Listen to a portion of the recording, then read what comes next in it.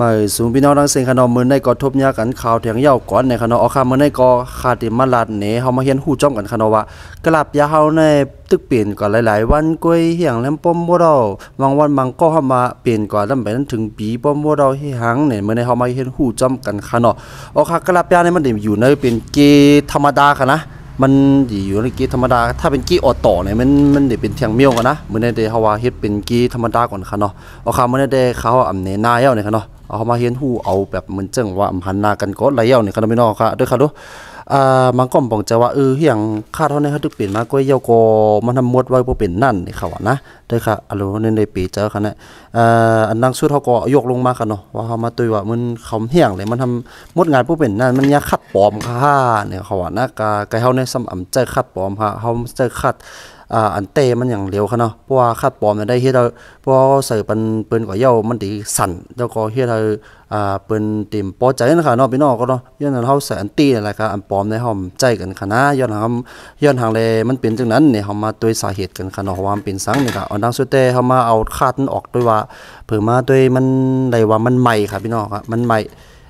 เนี่ยเหมือนจังหนังมันเจอค่ะแล้วใหม่ปกกอบปกแก็บเหมือนกันนี่อันนี้ก็เรียกว่าคาดใหม่ค่ะเนี่ยเรียกว่าเขาลีคาดเขานะพี่น้องเขานะงานเมืองไทยเนี่ยเขาว่าลีคาดเขานะเฮียงเลยลีคาดเป็นจังคือเนี่ยมันจังว่าเขาต่างนักค่ะเนาะเยาโกเขาว่าขึ้นร้อยเยาโกเหมือนจังว่าเขาต่างลักเขาขึ้นร้อยเนี่ยเพราะเป็นพวกกวนยำขับขี่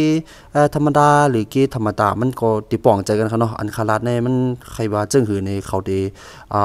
ตีฮู้กันค่ะเนาะเพราะว่าพี่น้องก็เลยอันยำขับยี่ธรรมดายำเข็บเกี่ยวต่อไว้ก่อนเนี่ยก็ถอไม่ค่ะเนาะสังว่าวันหนึ่งเจ้าเท่าไหร่เกียร์ขับขี่ธรรมดาเนี่ยก็เตรียมอะไรให้มันเปลี่ยนกันเจ้าในค่ะเนาะนั่นเนาะครับเหมือนเจ้าหน้าเขาต่างน้ำหนักสีเย้าเขากว่าขึ้นร้อยในค่ะเนาะเย้าก็มันอ่ำใครขึ้นตีขึ้นตีป่นเจ้าหน้าค่ะนะเย้าก็เขาเดือดไรลีคาดเจ้าหน้าค่ะเนาะพวกเขาลีคาดเนี่ยก็คืนเขาติดรับเย้าก็มันติดถอยหลังนั่นค่ะเนาะพี่น้องเขาเราหนังคือเครื่องเขาเตรียมรับให้มันขึ้นลอยอะไรนั่นก็ติดไรรีมันคาดนั่นค่ะนะอันนั้นก็ไรครับพี่น้องนะสังวาเฮียนนั่นนี่ก็มันติดที่เราคาดเท่าไม่เหมือนจังไหนครับเดี๋ยวค่ะรู้ปิดเจ้าค่ะมันคาดที่เราคาดเท่าไม่เสียแล้วก็มันตีมดนั่นค่ะเนาะพี่น้องก็เหมือนเจ้าคาดไม่ได้เอาเลย3 ปีเจ้าค่ะมินตุ้ยมินปีเจ้าค่ะย้อนนั้นค่ะมันอันนั้นเป็นห้องว่าเป็นคาดไม่แล้วก็มันติดมดค่ะนะยกก็เหมือนจังว่ากว่าเอากว่าคำอุ้งนี่เขาเลยกีธรรมดายกว่าคำอุ้งยกก็มันออกไรออกไรทำเหมือนจังว่าใส่คาดยกก็ใส่กี้ยกก็ขุนตึงที่ในนึกขนาดนอกไม่นอกนอกขุนตึงข้างออกขุนตึงข้างออกในที่ในนึกขนาดโบเห็นนั่นเราก็เรียบร้อยครับไม่สับคาดก็ไม่ครับว่าสับคาดไม่ไอออกมาก็นั่นก็เหมือนกันค่ะพี่น้องครับมันก็มดครับเพราะว่ามันออกไร2-3 กัมออกไรเนี่ยก็พวกใครดีเด็กก็หายอย่างมาจันเอาให้ออกไรให้นั่นครับพี่น้องนะแต่อันนั้นได้ด้วยครับปีเจ้าครับไม่เหมือนนั้นได้3 วันก่อมหรือวันเดียวก็หรือเขาเหล่านะเมื่อเฮ็ดจังนั้นครับพี่น้องนะย้อนนั้นครับมันจะว่าเจ้าเวลาเป็นปีเป็นเรือเนี่ยก็ว่าเขาตึกเปลี่ยนเงี้ยมดเขาตึกเปลี่ยนเงี้ยมดเราเนี่ยมันไปใจครับพี่น้องนะย้อนนั้นครับป้อมหมดใจก็เป็น4-5 ปีก็หมดกันครับพี่น้องนะป้อมหมดใจก็ด้วยกันเลย7-8-9 วัน10 วันก็เหลือครับหมดครับพี่น้องนะเด้อครับแล้วอันนี้ก็ได้เปลี่ยนทั้งหมดแล้วครับปกติได้เขาพวกเปลี่ยนเนี่ยพวกคาดมันเปลี่ยนทางได้เนี่ยก็เปลี่ยนตัวในคาดนี่ก่อนแล้วขนาดกาบยางเลยก็กะอันนี้ได้กินปลาเลี้ยงดอกนะพี่น้องเขาละเรียกอันนี้มันกับสีเรียกอันนี้หมดเลยก็เนี่ยมาสีกับตัวในครับได้ครับแล้วอันนี้ครับพี่น้องด้วยครับคำตีตัวเจ้าเนี่ยครับนะพวกเป็นเจ้าเนี่ยได้เร็วครับพี่น้องครับต้องเปลี่ยนทั้งหมดแล้วย้อนนะครับแต่เลยเสียเงินนำไปเจ้าครับนั่นนะครับพี่น้องนะลูกปืนคาดลูกปืนเกี้ยลูกอันนั้นเนี่ยก็หรือเขาครับพี่น้องนั่นก็ควายครับย้อนนะครับนะพี่น้องก็นะ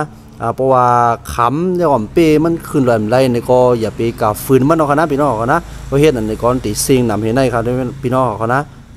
แนวครับมันเป็นเจ้าแนวครับว่ามาก้มปองจะว่าตึกเปลี่ยนเงี้ยมดเนี่ยมันไปใจค่ะย้อนนั้นมันเป็นนะครับพี่น้องก็นะนี่ครับค่ะฝากปันพี่น้องเขาเนาะพวกรถขำรถนั่นก็อย่าไปฝืนใจกันในขนาดอยู่กูค่าทอมดแล้วก็ตันซิงเงินก็เขาอย่าไปเซ็งนั่นขนาดพี่น้องเขาเนาะค่ะมาส่งครับพี่น้องเขาเนาะ2 พี่น้องเขามีใครขอถามน้องรถลงใกล้สั่งเนี่ยก็ต้องตักเข้ามาเลยครับแล้วก็2 พี่น้องเขาอันใครสั่งของเมืองไทยหรือสั่งของเมืองไทยเสียส่งเมืองใต้เนี่ยก็ต้องตักเข้ามาในขอความข่าวอะไรครับน้องพี่น้องเขานะมาส่งค่า